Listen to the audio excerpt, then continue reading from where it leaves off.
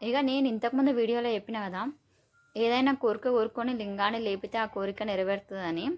అది ఇక్కడే. ఇక నెక్స్ట్ అయితే నా టర్న్. నేనైతే గట్టిగానే మొక్కుతున్నా. ఈసారి లేస్తుందో లేవదో చూద్దాము. ఫస్ట్ టైం వచ్చినప్పుడు అయితే చాలా ట్రై చేసిన, అస్సలు లేవలేదు. సెకండ్ టైం లేచింది. ఇది థర్డ్ టైం నేను విజిట్ చేయడం. ఇది టెంపుల్లో దర్శనం అయిన తర్వాత బయటికి రాగానే ఉంటుంది.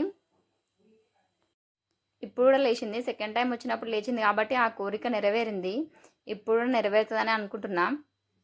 మా పిన్ని అయితే ఇట్లా అల్కగా లేపేసింది. ఇక అక్కడ నుంచి టెంకాయ కొట్టేసి బయటికి వచ్చేస్తున్నాము టెంపుల్లో నుంచి. ఇక్కడ పక్కనకి రాగానే అన్ని షాప్స్ ఉంటాయి. అంటే పిల్లలకు కావాల్సినవి, పెద్దలకు కావాల్సినవి అన్నీ దొరుకుతాయి. ఏమున్నాయా అని చెప్పి అన్నీ చూసినాము, కానీ అన్నీ ఇత్తడివే ఉన్నాయి కాబట్టి మా దగ్గర అన్నీ నల్లగా అవుతాయి. సో అందుకే కుంకుమ ఒకటే తీసుకుని వెనకాల ఒక ఆమె ఫాలో అవుతుంది కదా మమ్మల్ని. ఆమె అయితే మాకు గుడి దగ్గర నుంచి ఫాలో అవుతుంది. ఆమెతో పాటు ఇంకో ఆమె కూడా ఫాలో అవుతుంది. అయితే మా పిన్ని వాళ్ళకి ఆల్రెడీ డబ్బులు ఇచ్చిందంట, అయినా సరే ఇంకా ఫాలో అవుతుంది. ఇంకా మాకు సపరేట్గా ఇవ్వమని చెప్పేసి. మా తమ్ముడు ఇంకా ఇవ్వమని చెప్తే వెళ్ళిపోయింది. నెక్స్ట్ రిటర్న్ ఇంటికి బయలుదేరినాము. ఇంకా బ్రేక్ఫాస్ట్ చేద్దాం అనుకొని ఇక్కడ ఆపితే ఆటోలో ప్లేట్స్ మర్చిపోయినాము. ఆ దేవుడు మాకు ఒక హ్యాపీ థింగ్ ఏంటి అంటే, మాకు ఆపోజిట్లోనే అరటి తోట ఉంది.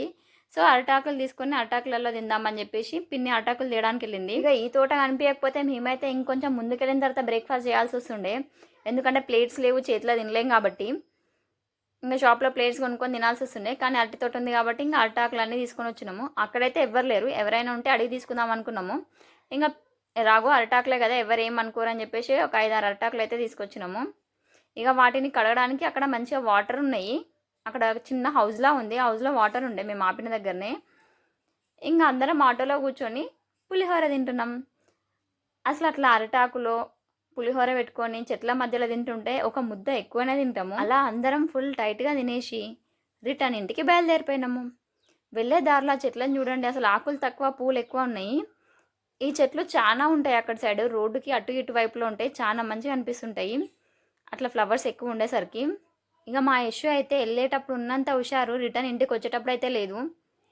ఎందుకంటే అక్కడేవో బొమ్మలు అడిగింది, మేము ఆ బొమ్మలు ఇప్పలేదు.